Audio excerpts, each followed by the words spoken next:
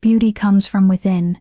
That's what Luna's dying mother whispered as she placed the silver pendant around her daughter's neck. But when you become a hideous monster cursed by the woman who should have loved you, you learn that the world only sees the beast, and what they saw would make even the strongest alpha run in terror.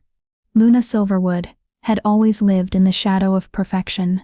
At 18, she possessed the kind of unremarkable features that made people look through her, rather than at her muzzy brown hair that refused to hold a curl, pale skin dotted with freckles, and a too thin frame that seemed to disappear beneath her hand-me-down dresses, while her stepsister Serafina commanded every room with golden hair that caught sunlight like spun silk and curves that made grown alphas stammer. Luna had learned to find her worth in quieter gifts. She could read the ancient werewolf texts that made scholars' eyes cross with strain. Wild animals calmed at her touch, sensing something pure in her that even she didn't understand. When the pack children had nightmares, they sought Luna's gentle voice to chase away the darkness. But in a world where beauty determined worth, where marriage alliances secured pack futures, Luna's gifts felt as invisible as she was. Poor Luna, bless her heart, the pack mothers would whisper behind cupped hands. But looks aren't everything, though they certainly help when it comes to finding a mate. The words cut deeper each time, a constant reminder that she was the consolation prize no one wanted to claim. Even her own father, Alpha Marcus Silverwood, seemed to forget she existed when Serafina entered a room. His eyes would light up with pride as suitors lined up to court his golden daughter, while Luna received absent pats on the head and distracted murmurs about her sweet disposition. But it was Vivienne Blackthorne, her stepmother, who perfected the art of cruelty disguised as concern. Once a renowned beauty herself, Vivienne had aged into the kind of woman who hoarded power like precious stones, terrified of losing what little influence she had left. Her compliments to Luna always carried poison at their core. "Oh darling, don't look so glum," Vivienne would coo, her voice dripping with false sympathy. "Not everyone can be blessed with Serafina's gifts, but you have other qualities." The pause before other qualities always lingered too long, leaving Luna to wonder if she possessed any qualities worth mentioning at all. She'd learned to smile and nod, to play the grateful stepdaughter, who appreciated such thoughtful observations. Inside, though, her heart was slowly freezing over, building walls against the constant rejection. Then came the announcement that changed everything. The Alpha King would choose his mate from the unmarried daughters of the 5 most powerful packs. Luna's name appeared on the invitation alongside Serafina's, a formality that made everyone in the pack exchange knowing glances. They all understood that Luna was merely the required second daughter, present to fulfill protocol, while Serafina captured the king's heart. For the first time in her life, Luna dared to hope, maybe, just maybe, someone would finally see past her plain exterior to the depths beneath. Maybe the Alpha King would value intelligence over beauty, kindness over perfection. Maybe her moment had finally come. If stories of hidden strength and impossible love make your heart race like they do mine, hit subscribe and join thousands who believe true worth can never be destroyed. Chapter 1. The night everything changed. The celebration feast buzzed with excitement and nervous energy. Tomorrow, both Silverwood daughters would depart for the Crystal Palace, where the Alpha King would hold court and choose his queen. The great hall overflowed with well-wishers, though Luna noticed how their congratulations focused entirely on Serafina, while she received pitying smiles and patronizing encouragement. Serafina glowed like a goddess in her sapphire gown, accepting praise and marriage predictions with the graceful confidence of someone who'd never doubted her own worth. She was everything a future Luna Queen should be: beautiful, poised, connected to all the right families. Even Luna had to admit her stepsister looked magnificent. "You clean up nicely," Serafina had said earlier, giving Luna's simple green dress a once-over. "Very appropriate for your station." Luna had chosen to take it as a compliment, though the backhanded nature stung like always. Tonight she was determined to focus on possibility rather than past hurts. Tomorrow could be the beginning of everything she'd ever dreamed of. As the evening wound down, Vivienne approached with an ornate crystal goblet filled with deep red wine.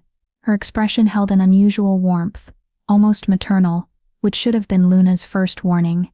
"My dear child," Vivienne said, her voice honey-sweet, "I wanted to give you something special before your great journey.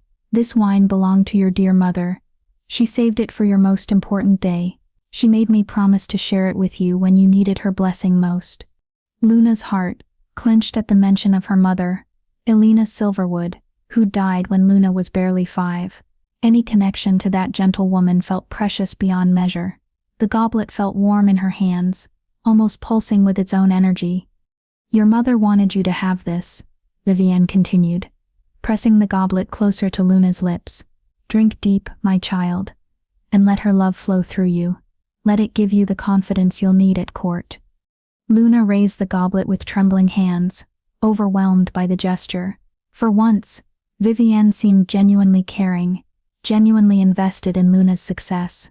Maybe she'd misjudged her stepmother all these years. Maybe this was a sign that everything was about to change. The wine burned like liquid fire down her throat, nothing like the smooth vintage she'd expected. It scorched her esophagus and ignited her stomach with searing heat. Luna doubled over, gasping, as the goblet shattered on the stone floor. "What's wrong with her?" someone called out, but their voice sounded distant, distorted, as if coming from underwater. The burning spread outward from her core, racing through her veins like molten silver. Luna's bones began to crack, with sickening pops that echoed through the suddenly quiet hall. She screamed, but the sound emerged as an inhuman howl that sent guests scrambling backward in terror. Her spine elongated with grinding agony, forcing her to her hands and knees as her dress tore along the seams. Coarse, silver-tipped fur erupted from her skin in painful patches, while scales emerged along her arms in jagged lines. Her face pushed forward into a wolf-like muzzle, teeth sharpening into razor points that cut her own tongue. The worst part wasn't the physical agony, it was the mental clarity. Luna's human consciousness remained completely intact, trapped within the monstrous form, aware of every horrifying change, and helpless to stop it. She watched her family's faces transform from concern to disgust to pure terror. "What is that thing?" Serafina shrieked, pressing herself against the far wall. "Where's Luna? What happened to Luna?" "Remove this creature from my sight," Alpha Marcus roared, his voice breaking with what might have been grief or revulsion. Guards rushed forward with silver-tipped spears, and Luna's heart shattered as she realized her own father was ordering her destruction. Vivienne stood frozen in apparent shock, her hand pressed to her throat in perfectly performed horror. "Oh my stars! Some terrible curse has taken our dear Luna. How could this happen?" But Luna caught something else in her stepmother's eyes. A flash of satisfaction so brief others might have missed it. In that moment, Luna understood the truth. This was no accident. This was murder disguised as tragedy, a cold-blooded elimination of an inconvenient stepdaughter. The silver pendant her mother had left her burned against her chest, the only part of her human life that seemed to respond to her transformed state. It pulsed with warm light, as if trying to remind her of something important, something she couldn't quite grasp through the haze of pain and betrayal. Time was running out. The carriages to the Crystal Palace would depart at dawn, and Luna was supposed to be on one of them. Instead, she was being hunted in her own home, treated like a rabid animal that needed to be put down for everyone's safety. With a howl of anguish that shattered windows and sent servants fleeing in terror, Luna crashed through the great doors and disappeared into the night. Behind her, she heard Vivienne's voice rise above the chaos. Poor child, taken by darkness just when her dreams might have come true. We'll have to tell the Alpha King that Luna died tragically before the trials could begin. The carriage wheels would roll toward the palace in mere hours, carrying Serafina to her destiny, while Luna became nothing more than a cautionary tale, whispered in the shadows. But as the silver pendant continued to pulse against her monstrous heart, Luna made a vow that transcended her current form. Somehow, someway, she would expose the truth and claim what was rightfully hers. Chapter 2. Life in the Shadows. The forest became Luna's prison and sanctuary, in equal measure. For weeks, she survived like the beast everyone believed her to be, drinking from crystal streams, sleeping in hidden caves, and learning to hunt with senses that were no longer entirely human. The irony wasn't lost on her that she'd gained incredible strength, speed, and supernatural awareness, just as she'd lost everything that made life worth living. Other wolves, both natural and supernatural, rejected her as an abomination. She was too human to run with wild packs, too monstrous to approach werewolf communities. The few times she'd tried to communicate, her attempts at speech emerged as terrifying growls that sent potential allies fleeing in panic. I tried to speak, to explain, to beg for understanding, Luna would think during the long, lonely nights, but all that emerged were sounds that made children cry and grown men reach for weapons. The worst moments came when she encountered humans in need, a lost child wandering too close to dangerous territory, tourists who'd strayed from marked paths, elderly travelers whose carriages had broken down in predator territory. Luna's heart compelled her to help, but her appearance ensured that every rescue became a traumatic encounter for those she saved. She'd guide the lost child safely back to the village outskirts, only to watch in heartbreak as the little girl screamed about the monster in the woods that had terrorized her. She'd drive away genuine threats, bears, rogue wolves, bandits, only to have grateful victims turn to horror when they saw their protector's true form. The newspapers that occasionally drifted into her territory carried stories of a demon beast stalking the borderlands, blamed for everything from missing livestock to crop failures. Luna realized, with growing despair, that she'd become the boogeyman parents used to frighten children into obedience. Yet she couldn't stop helping. It was the only thread connecting her to the person she'd once been, the only proof that humanity still existed within her monstrous shell. Even when it brought nothing but pain, she continued to protect those who would destroy her without hesitation if they knew her identity. The silver pendant remained her constant companion, warming whenever she performed acts of kindness, and pulsing with mysterious energy during the full moon. Sometimes she caught herself talking to it, pretending her mother's spirit could hear her desperate pleas for guidance. "I don't understand what you wanted me to learn from this," she'd whisper, touching the warm metal. "I don't understand why I'm still alive, when everything I was is gone." News of the outside world reached her in fragments, overheard conversations from traders, abandoned newspapers, gossip from villages she watched from the shadows. The Alpha King's mate trials were proceeding, with Seraphina emerging as the clear favorite. Society pages praised her beauty and grace, speculating about royal wedding plans that made Luna's stomach twist with bitter longing. Most painful were the mentions of her own supposed death. Tragic Luna Silverwood, taken by a curse just days before her opportunity at the palace. The stories painted her as a cautionary tale, a reminder of how quickly fate could steal away young dreams. No one questioned the convenient timing of her transformation. No one investigated Vivienne's tearful accounts of that terrible night. Luna had become a ghost, haunting the edges of a world that had already forgotten her existence. But ghosts, she was learning, had their own kind of power. They could observe without being seen, gather information without being suspected, and plan revenge without anyone knowing they still existed. The Alpha King grew impatient with his search. According to whispered rumors, he'd extended the trials longer than tradition demanded, as if waiting for something or someone that never appeared. Time was running out for all of them, and Luna realized she faced an impossible choice: remain safely hidden in exile, or risk everything to reclaim a destiny that might have been lost the moment Vivienne's poisoned wine touched her lips. As she stared up at the full moon that seemed to call to something deep in her transformed soul, Luna made her decision. If she was to be a monster, she would be one with purpose.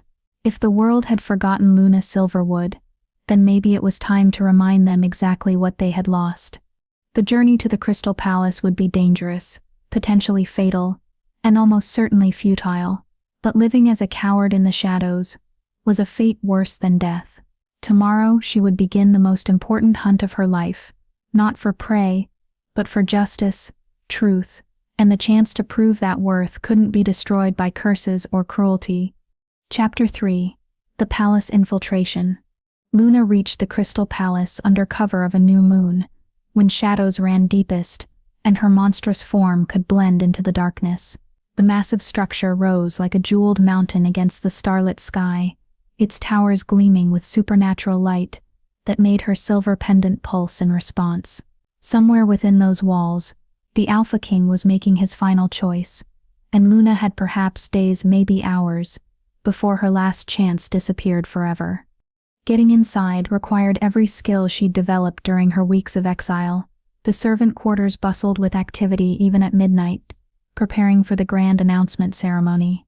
Luna wrapped herself in a stolen cloak, hood pulled low enough to hide her wolf-like features, and slipped through the kitchen entrance during a shift change. "New girl," the head cook barked without looking up from his preparations. About time they sent more help. "Take the night cleaning detail. 3rd floor guest wings. Stay quiet. The candidates need their rest." Luna nodded wordlessly and melted into the shadows of the servant corridors. The irony struck her that she'd infiltrated the most secure werewolf stronghold in the kingdom by pretending to be exactly what she'd always been: invisible, forgettable, beneath notice. The palace hummed with supernatural energy that made her transformed senses real. Ancient wards pulsed through the walls, and she could smell the power radiating from dozens of Alpha-born nobles. But underneath it all, she detected something else, a scent of loneliness and burden that seemed to emanate from the highest tower. Working the night shifts allowed Luna to map the palace layout, while avoiding the crowds that gathered during day hours. She learned which passages connected the royal quarters, which servants could be trusted with secrets, and most importantly, where the mate trials were being conducted. From hidden alcoves and servant passages, she watched Serafina glide through the palace, like she'd been born for this life. Her stepsister had grown even more beautiful during their separation, if such a thing were possible, commanding attention from every alpha prince and noble son in attendance. She wore confidence like expensive perfume, absolutely certain of her inevitable victory. Vivienne had accompanied Serafina as her sponsor, playing the grieving stepmother with Academy Award precision. Luna listened to her tell the tragic tale of dear Luna's curse to anyone who would listen, always with perfectly timed tears and theatrical sighs. "She was such a sweet child," Vivienne would say, dabbing at dry eyes with silk handkerchiefs. "If only we could have saved her from that terrible darkness." She would have been so happy to see Serafina's success. The lies made Luna's claws extend involuntarily, and she had to bite her own tongue to keep from growling loud enough to expose her position. But watching Vivienne's performance also revealed crucial information. Her stepmother was nervous, constantly glancing toward the shadows, as if expecting threats to emerge. Then Luna caught her first glimpse of Alpha King Kieran, and her breath caught in her throat. He wasn't what she'd expected. Rather than the brutal warrior or pampered prince her imagination had conjured, Kieran moved with quiet authority that spoke of strength held carefully in check. Tall and broad-shouldered, with dark hair touched by silver at the temples despite his relatively young age, he possessed the kind of rugged handsomeness that came from bearing real responsibility. But it was his eyes that captured Luna's attention, deep amber that held layers of intelligence, sorrow, and something that looked almost like longing. When he thought no one was watching, his shoulders would sag slightly, as if the weight of his crown had grown too heavy to bear. Luna found herself studying him from the servant galleries, fascinated by the contrast between his public persona and private moments. With the mate candidates, he was polite but distant, going through the motions of courtship without any real engagement. When interacting with servants and guards, though, genuine warmth crept into his voice. Late one night, she discovered him alone in the royal library, surrounded by ancient texts and scrolls. The books were written in the old tongue, the sacred werewolf language that most modern alphas couldn't read. But Luna recognized the texts immediately. They were treatises on curses, supernatural transformations, and blood magic. Interesting reading for a king, she thought, pressing closer to the hidden passage that allowed her to observe undetected. Kieran's face was drawn with exhaustion, and something that looked like desperation. He made notes in careful script, occasionally pressing his palm against his chest, as if fighting some internal pain. Whatever burden he carried, it went far deeper than the responsibility of choosing a mate. The final revelation came when he spoke aloud to the empty library, his voice carrying clearly to Luna's hiding place. "Mother, if your blood magic truly runs in these veins, then show me a sign. Show me someone who sees past the crown to the man trapped beneath." Luna's silver pendant flared with sudden heat, responding to something in his words that her conscious mind couldn't grasp. The reaction was strong enough that she had to muffle a gasp, pressing herself deeper into the shadows to avoid discovery. But Kieran had noticed something. His head turned toward her hiding spot, amber eyes searching the darkness with supernatural intensity. For a moment, Luna was certain he'd spotted her, even that her infiltration was about to end in capture and execution. Instead, his expression softened with something that might have been hope. "I know someone is there," he said quietly. "I've sensed you in the shadows for days now. You don't feel like a threat, more like a kindred spirit. If you're listening, know that I understand what it means to hide your true self from the world." Luna's heart hammered against her ribs, torn between the desperate urge to reveal herself and the certainty that doing so would mean death. Kieran waited in the silence, giving her the choice to emerge or remain hidden. When she stayed in the shadows, he nodded with what looked like understanding, rather than disappointment. "When you're ready," he said, returning to his books, "I'll be here." The next morning brought the announcement that stunned the entire palace. The Alpha King would host one final challenge, a test of wisdom and courage that would determine his bride. Any unmarried woman could participate, regardless of pack status or previous elimination. Luna realized with crystalline clarity that this was her moment, her last, impossible chance to step out of the shadows and claim her destiny. But doing so would mean revealing her monstrous form to the entire court, facing almost certain death for the slim possibility that someone might finally see her true worth. As she watched servants scramble to prepare for the challenge, Luna touched her mother's pendant and felt its warm response. Elena Silverwood had died believing her daughter possessed hidden strength that would someday shine like starlight. Maybe it was time to test whether a mother's faith could survive even the cruelest curses. Chapter 4. The Final Trial. The Great Hall had been transformed into an arena of judgment, with crystalline chandeliers casting rainbow light across marble floors, polished to mirror brightness. Representatives from every major pack filled the galleries, their conversations creating a low buzz of anticipation that made Luna's enhanced hearing ache. She crouched in the servant passages above the hall, watching through a carved screen as the remaining mate candidates assembled below. Seraphina stood among them like a golden goddess, radiating confidence that bordered on arrogance. The other women were equally stunning, each one representing the finest bloodlines in the werewolf kingdom. Alpha King Kieran entered with ceremony befitting his station, but Luna's sharp eyes caught the tension in his shoulders, the way his gaze swept the hidden corners of the room, as if searching for someone specific. When his amber eyes paused near her hiding spot, her silver pendant grew warm against her chest. "Ladies of noble blood," Kieran announced, his voice carrying easily through the vast space, "you have shown grace, beauty, and intelligence throughout these trials, but a Luna Queen must possess qualities that cannot be measured by conventional standards. Today's challenge will test not your knowledge or accomplishments, but your character when faced with impossible choices." A collective intake of breath whispered through the assembled crowd. This wasn't what anyone had expected for a final mate selection. "Before you lies an ancient riddle," Kieran continued, gesturing to a silver tablet that servants wheeled into the center of the hall. "It has remained unsolved for 3 centuries, though many scholars have tried. The woman who provides the answer will prove herself worthy to rule beside me." But more importantly, his voice dropped, carrying undertones that made Luna's spine tingle. "She will prove she possesses the wisdom to break curses that have plagued our kind since the old magic still ran wild." Luna's breath caught. She knew this riddle, had studied it in her mother's ancient texts, spending long nights puzzling over the cryptic words until their meaning finally revealed itself. It was a test not just of intelligence, but of understanding werewolf nature at its most fundamental level. The contestants approached the tablet one by one, reading the inscription carved in the old tongue. Most shook their heads immediately, unable to even translate the archaic language.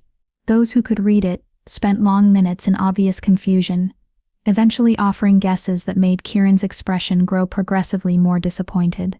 Serafina was among the last to try, and Luna held her breath as her stepsister studied the riddle with furrowed brow. Serafina had never shown interest in ancient lore, preferring social accomplishments to scholarly pursuits.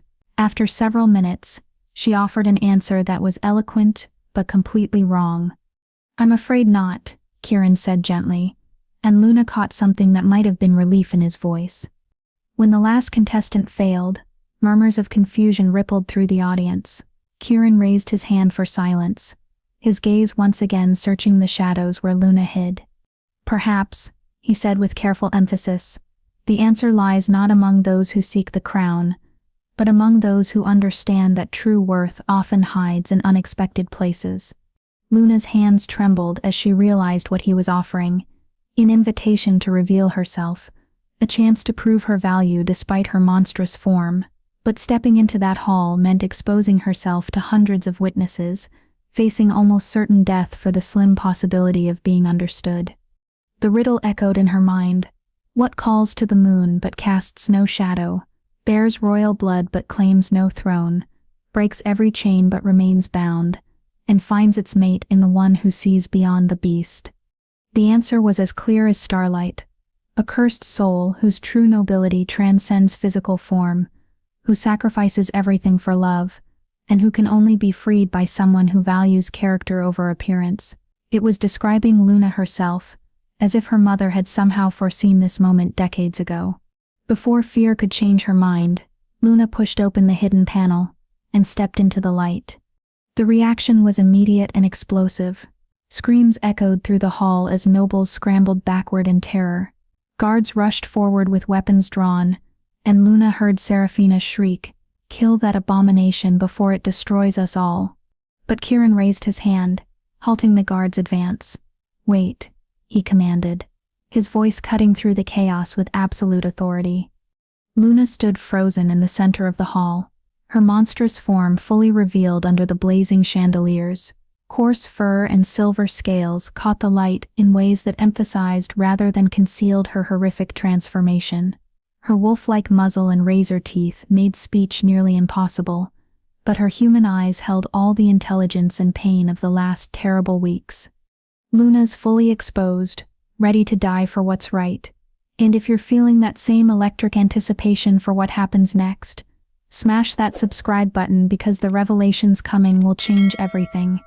"You're cursed, aren't you?" Kieran said quietly, approaching without fear while everyone else pressed themselves against the walls. Luna managed a jerky nod, fighting to form words that emerged as barely comprehensible growls. "Your eyes," Kieran continued, moving close enough that only she could hear his words, "they hold intelligence and pain I recognize. I've spent years studying curses like yours, hoping to understand." He paused, then said something that sent shockwaves through Luna's transformed heart. "You know the answer to the riddle." It wasn't a question. Somehow, impossibly, he had recognized her worth despite her appearance, had seen past the monster to the woman trapped within. Luna's voice cracked as she forced out the words in the old tongue, each syllable a struggle against her altered vocal cords. "A cursed soul, whose nobility transcends form, bound by love, freed by recognition." Kieran's eyes widened with something that looked like wonder. "You understand," he breathed. "You truly understand what it means to bear invisible chains." But before Luna could respond, Vivienne's voice cut through the moment like a blade. "That creature lies," her stepmother shrieked, pushing through the crowd with wild desperation. "It's a monster sent to destroy us all. Kill it before it spreads its curse." Luna turned toward Vivienne, seeing terror in her stepmother's eyes for the first time. Terror. And something else. The recognition of failure. Whatever plan Vivienne had set in motion was crumbling around her, and Luna finally understood that her transformation had been just the beginning of a much larger scheme. As guards hesitated between their king's command to wait and a noblewoman's demand for action, Luna realized this moment would determine everything, not just her own fate, but the future of everyone she'd ever cared about. The truth was finally within reach, but claiming it would require courage she wasn't sure she possessed. The silver pendant burned against her chest, pulsing with power that seemed to whisper of ancient promises and royal bloodlines. Her mother's final gift was trying to tell her something crucial, if only she could understand the message in time. Chapter 5. Revelations in Blood and Silver. Lady Blackthorn. Kieran's voice cut through Vivienne's hysterical demands with steel-edged authority. You seem remarkably eager to see this creature destroyed. One might wonder why a grieving stepmother would be so invested in preventing conversation with a cursed being. Vivienne's face went white as bone, but she recovered quickly. Your Majesty, surely you don't believe this abomination has any connection to my poor deceased Luna. The very suggestion dishonors my stepdaughter's memory. But Kieran was no longer looking at Vivienne. His attention focused entirely on Luna, amber eyes studying her with an intensity that made her silver pendant flare with sudden light. The jewelry's glow was bright enough to make several nobles gasp and step back further. That pendant, Kieran said softly, recognition dawning in his voice. It bears the moon goddess seal. I haven't seen one in. Elena Silverwood wore such a pendant. She was the last of the royal bloodline, married into a lesser pack for love rather than politics. Luna's transformed vocal cords allowed only growls and harsh whispers, but she managed to force out words that silenced the entire hall. Her mother's last gift. The admission sent ripples of shock through the assembled nobles.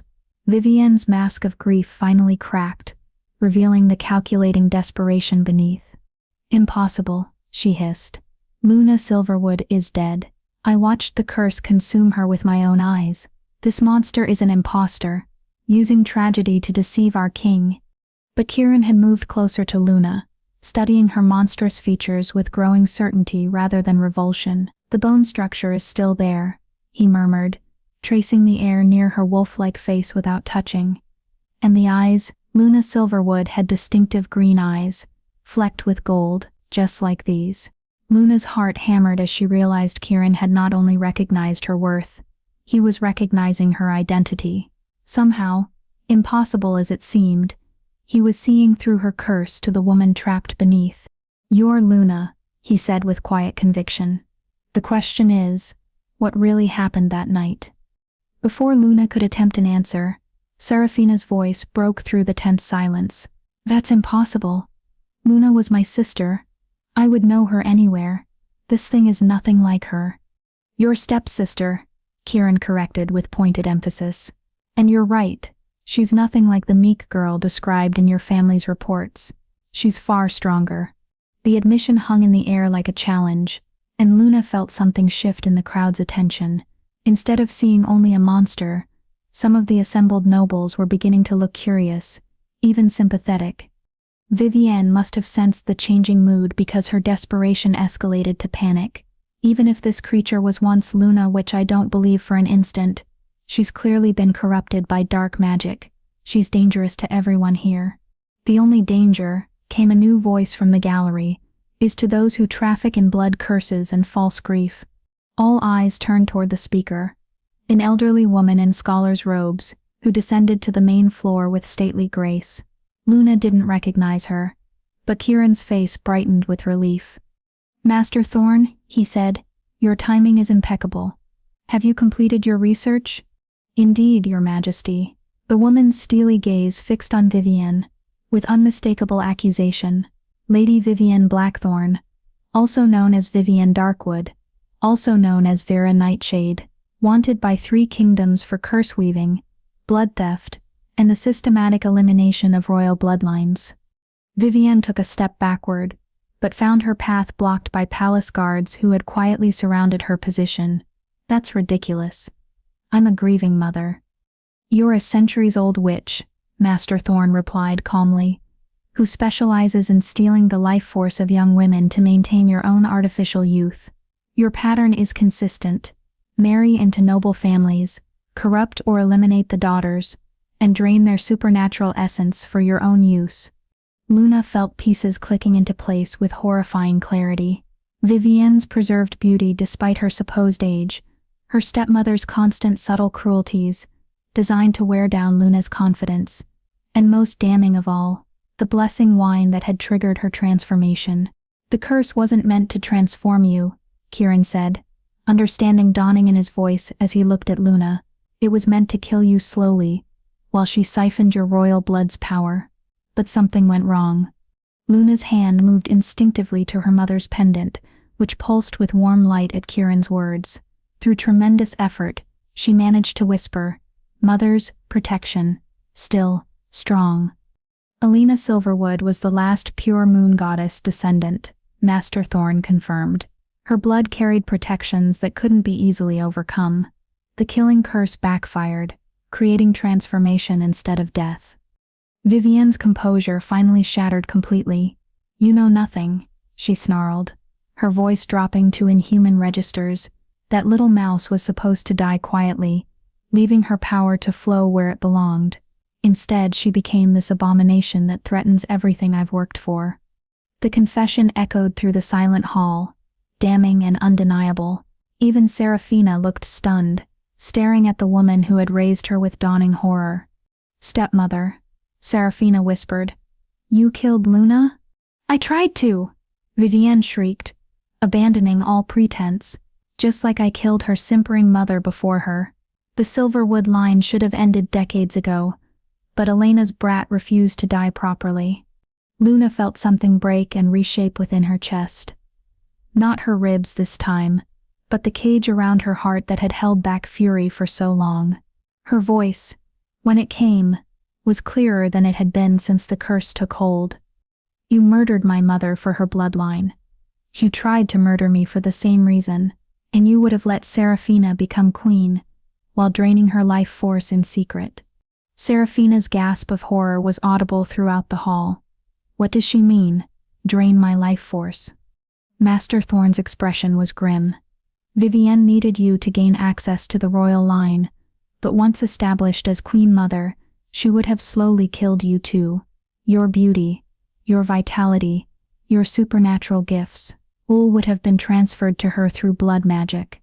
The revelation sent Serafina stumbling backward, finally understanding that she had been as much a victim as Luna, just in different ways. Her golden perfection had made her the ideal puppet, while Luna's perceived plainness had made her the expendable sacrifice. Kieran stepped forward, his authority filling the space like thunder. "Vivienne Blackthorn, you stand accused of murder, blood theft, curse work, and treason against the crown. How do you answer?" But Vivienne was already changing, her human mask dissolving to reveal something ancient and terrible beneath. Her skin took on a gray, mottled appearance. Her eyes turned completely black, and her fingernails extended into razor-sharp claws. "I answer with power that predates your little kingdom," she hissed, dark energy crackling around her form.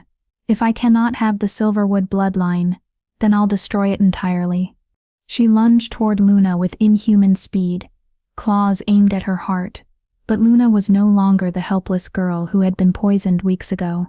Her time in exile had taught her to fight, to survive, to protect herself and others. More importantly, her mother's pendant was blazing with silver fire that seemed to burn away the fog that had clouded her mind since the transformation. As Vivienne's claws met Luna's defensive stance, both women were engulfed in light that made the chandeliers seem dim by comparison. The final battle for Luna's soul, her identity, and her future was about to begin. Chapter 6. The Breaking of Chains. The light from Luna's pendant didn't just illuminate the great hall, it transformed it into something approaching sacred space. Ancient werewolf magic stirred in response, power that had been dormant for centuries, awakening to answer Luna's desperate need. Vivienne's claws met not vulnerable flesh, but a barrier of silver fire that burned with the fury of ancestral protection. The witch shrieked as the light seared her corrupted form, forcing her to retreat several steps. "Impossible," she snarled, her true form now fully revealed, ancient, twisted, sustained by stolen life force, for far longer than any natural being should exist.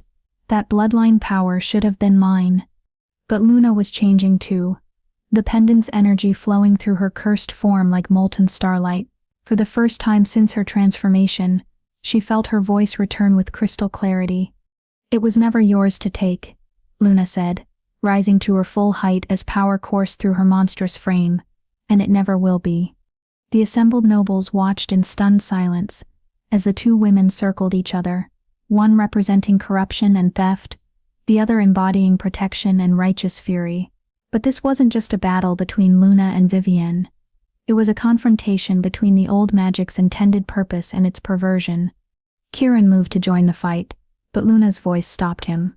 "No, this is mine to finish."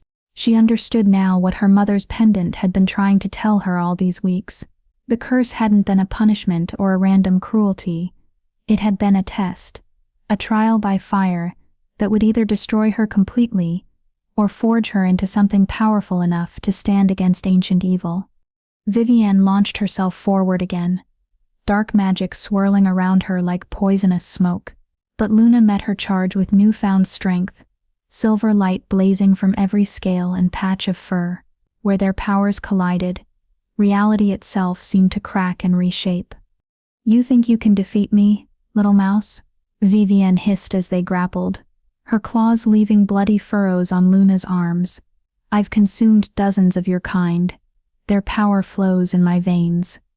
"And that," Luna replied with grim satisfaction, "is exactly why you're going to lose." The pendant flared brighter, and suddenly Luna could feel them. Maya, all the women Vivienne had murdered over the centuries, their stolen essence, trapped within the witch's corrupted form. They were crying out for justice, for release, for the chance to finally rest. Luna pressed her transformed hands against Vivienne's chest and called to them with her mother's royal blood. "Sisters, you are free. Take back what was stolen, and find your peace." The effect was catastrophic for Vivienne. Dozens of life forces erupted from her body like escaping light, each one carrying away a portion of her artificial power. She aged decades in seconds, her preserved beauty cracking like old parchment. "No," she screamed, trying desperately to reclaim the escaping energy. "I need their strength. Without it, I'll die." "Then die," Luna said simply, and meant it. Vivienne made one final, desperate lunge, channeling the last of her stolen power into claws aimed at Luna's heart. But she had forgotten about the other person in this confrontation, who had been touched by ancient magic. Kieran stepped forward, his own power blazing as he caught Vivienne's wrist inches from Luna's chest. "You're not the only one carrying curses, witch." Luna saw it then, the mark on Kieran's neck that pulsed with dark energy, the death curse that was slowly killing him. But instead of using his remaining life force to preserve himself, he was channeling it to protect her. "Kieran, no," she cried, understanding what he was about to do. "Together," he said, his amber eyes meeting hers with absolute trust. "Break both our chains at once." Luna nodded, understanding flooding through her. Their curses were connected, hers born from Vivienne's hatred, his inherited from ancient blood magic that demanded royal sacrifice. But connected curses could be broken together if the bond between the cursed was strong enough. Luna grasped Kieran's free hand while he held Vivienne immobilized. Silver and gold light erupted from their joined palms, power that was greater than the sum of their individual magic. The pendant's warmth spread through both of them, carrying Luna's mother's love and protection to encompass them both. Vivienne's scream pierced the air as the combined power tore through her like cleansing fire. Centuries of stolen life force finally broke free, and without that artificial sustenance, her ancient form crumbled to dust that sparkled briefly in the silver light before disappearing entirely. The silence that followed felt sacred, heavy with the weight of justice finally served. Luna looked down at her hands and gasped. The coarse fur was receding, scales fading, her wolf-like features shifting back toward human proportions. But the transformation wasn't just returning her to what she'd been before. She was becoming something new, something that incorporated both her human heart and the strength she'd gained during her trials. Kieran's mark was fading too, the death curse unraveling like smoke in the wind. He looked younger somehow, as if a massive weight had been lifted from his shoulders. "The curses," he said wonderingly, flexing his fingers as vitality flowed back into his frame. "They're actually broken." Luna touched her face, finding smooth skin instead of fur, human features instead of a muzzle, but her eyes still held flecks of silver that spoke of supernatural sight, and her strength remained far greater than any ordinary woman's. She had been refined by fire, not merely restored. Around them, the great hall erupted in amazed chatter as nobles processed what they'd just witnessed. But Luna only had eyes for Kieran, who was looking at her with wonder and something that might have been love. "You're beautiful," he said softly, reaching up to touch her face with gentle fingers. "You always were, but now the world can finally see it." Seraphina's voice cut through their moment. "Luna, is it really you?" Luna turned toward her stepsister, seeing genuine remorse and horror in Seraphina's perfect features. "Yes," she said simply, "it's really me." "I'm so sorry," Seraphina whispered, tears streaming down her face. "I had no idea what she was, what she'd done to you, to Mother. I thought she loved us." "She was incapable of love," Luna replied. "Finding forgiveness came easier than she'd expected. She used us both, in different ways, but that's over now." Master Thorn approached, her scholarly robes rustling with quiet authority. "Your Majesty," she said to Kieran, "the mate trials have concluded in a most unexpected fashion." Kieran looked at Luna, his expression serious despite the warmth in his eyes. "Indeed they have, though I believe the choice was made long before tonight." He dropped to one knee before her, taking her hands in both of his. The assembled nobles gasped at the unprecedented gesture, an Alpha King kneeling before anyone was beyond shocking. "Luna Silverwood," Kieran said, his voice carrying clearly through the stunned hall, "you have shown more courage, wisdom, and nobility than anyone I've ever known. You faced impossible trials, with grace, protected others at cost to yourself, and broke curses that had plagued both our bloodlines. Will you do me the honor of becoming my queen?" Luna looked down at this powerful man kneeling before her, offering her everything she'd ever dreamed of, but more than the crown, more than the recognition or the restoration of her place in society, she saw in his eyes something she'd never expected to find: genuine love for exactly who she was. "Yes," she said, her voice strong and clear. "Yes, I will." The great hall erupted in cheers, but Luna barely heard them. Kieran rose and pulled her into his arms, spinning her around as silver light continued to dance around them like stardust. When he set her down, his lips found hers in a kiss that tasted of hope, justice, and the promise of a future neither of them could have imagined weeks ago. As they broke apart, Luna touched her mother's pendant one last time. The silver was warm but quiet now, its desperate pulsing replaced by a steady glow that spoke of approval and love that transcended death. "I finally understand what you were trying to tell me," she whispered to her mother's memory. "Beauty truly does come from within, but sometimes it takes a monster to teach the world how to see." Chapter 7. Epilogue. The Moon Goddess Queen. 6 months later, Luna stood on the palace balcony overlooking the kingdom she now ruled, watching the full moon rise over mountains that no longer seemed like barriers, but like possibilities waiting to be explored. The silver crown of the moon goddess sat lightly on her dark hair, its ancient stones responding to her bloodline with gentle warmth. She was beautiful now in ways that made poets weep, and artists beg to capture her likeness. But the beauty was different from Seraphina's golden perfection. It carried depth, strength, and the unmistakable mark of someone who had survived hell and emerged victorious. Her eyes still held flecks of silver that spoke of supernatural sight, and her smile carried the hard-won wisdom of someone who understood both cruelty and kindness.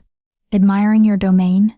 Kieran's voice came from behind her, warm with the contentment of a man who had found his perfect match. "Thinking about changes we still need to make," Luna replied, leaning back against his chest as his arms encircled her. "Master Thorne's research identified 17 other noble houses that might harbor blood witches like Vivienne. We can't let anyone else suffer what we did." "Tomorrow's worries," Kieran murmured, pressing a kiss to her temple. "Tonight is for celebrating." He was right, of course. Tonight marked the 6th anniversary of her mother's death, but instead of mourning, Luna was choosing to celebrate Elena Silverwood's legacy. The palace had become a sanctuary for outcasts and misfits, just as she'd dreamed. Cursed individuals found healing here, rejected young women discovered their worth, and those who had lost hope learned to believe in second chances. Serafina had proven instrumental in these efforts, using her natural charisma and social connections to advocate for the forgotten and overlooked.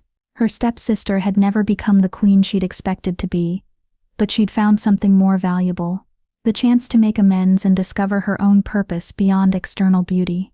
"The delegation from the Eastern Pax arrives tomorrow," Luna said, checking the mental list that never seemed to end. "They've specifically requested our help with 3 cases of inherited curses." "And you'll help them," Kieran said with certainty. "Because that's who you are. Someone who sees problems and fixes them, who finds the lost and brings them home." Luna smiled, remembering the terrified, hopeless creature she'd been just months ago. That girl would never have believed she could become someone who inspired hope in others, who wielded power not for personal gain, but for justice and protection. "Do you ever regret it?" she asked, a question that had lingered in her mind despite their obvious happiness. Choosing the cursed girl over all those perfect candidates. Kieran turned her in his arms so she faced him, amber eyes serious in the moonlight. "Luna, my love, you were never cursed. You were tested, refined, and ultimately revealed as exactly what our kingdom needed. The moon goddess knew what she was doing when she marked you as mine." Before Luna could respond, shouts of celebration rose from the courtyard below. She leaned over the balcony to see what had caused the excitement, and laughed with pure joy. In the gardens below, a young woman was being embraced by family members who had clearly traveled far to reach her. The girl bore the telltale signs of recent curse breaking, the slightly dazed expression, the tears of relief, the way she kept touching her own face, as if to confirm her transformation was real. "Another success story," Kieran observed, pride evident in his voice. "Another sister saved," Luna corrected. "Another family reunited." She watched as palace healers guided the celebration toward the recovery wings, where the newly healed would rest and learn to adjust to their restored lives. It was a scene that played out regularly now, but Luna never tired of witnessing these moments of triumph. The silver pendant at her throat pulsed once with warm light, as if Elena Silverwood was expressing her own joy at seeing her daughter's work. Luna pressed her hand to the jewelry, feeling the connection to her mother's love and the approval that transcended death. "I kept my promise," she whispered. "I found my worth, claimed my power, and used it to help others find theirs." A shooting star streaked across the night sky, brilliant silver against the darkness, and Luna chose to interpret it as her mother's final blessing. The terrified girl who had fled into the forest was gone forever, replaced by a queen who ruled with compassion, strength, and the unshakable knowledge that true beauty could never be destroyed by cruelty or circumstance. "Ready for bed, Your Majesty?" Kieran asked, his voice carrying the intimate warmth reserved only for her. Luna took one last look at the kingdom spread below them. Luna, her kingdom, filled with people who looked to her for protection, guidance, and hope. The responsibility was enormous, but she'd learned that strength grew to meet the demands placed upon it. "Ready?" she said, allowing him to lead her toward their chambers. As they walked through halls lined with portraits of previous rulers, Luna's eyes lingered on the newest addition, a painting commissioned to commemorate their wedding day. In the portrait, she and Kieran stood together, crowns gleaming, hands joined in perfect unity. But what made Luna smile every time she saw it was what the artist had captured in her eyes.